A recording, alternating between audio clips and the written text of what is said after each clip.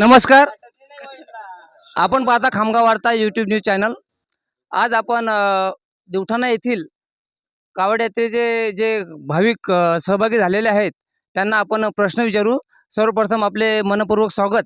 आपलं प्रथम नाव सांगा. बाळू पाटील, राहणार दिवठाणा, तालुका खामगाव, जिल्हा बुलढाणा.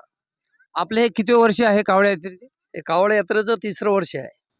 आपण किती भाविक यामध्ये सहभागी झाले आहात? आम्ही दिवठाणा येथील 30 भाविक या कावड यात्रेमध्ये सहभागी झालेले आहेत.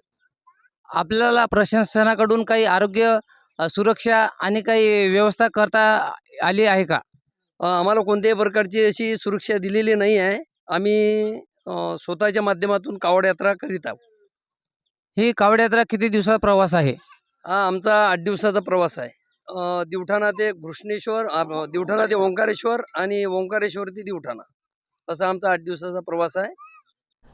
श्रावण महिन्यात शिवभक्तांचा उत्सव साजरा करणे, पवित्र जल भगवान शिवाला अर्पण करून श्रद्धा, भक्ती आणि संकल्प व्यक्त करणे हाच कावड यात्रेचा प्रमुख उद्देश आहे.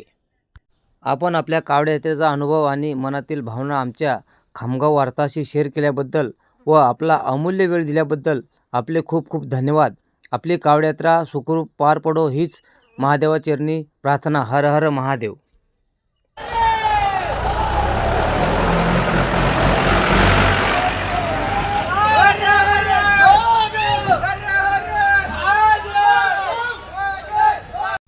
खामगाववरून मुकेश हेलोडे, मुख्य संपादक खामगाव वार्ता यूट्यूब चॅनल खामगाव.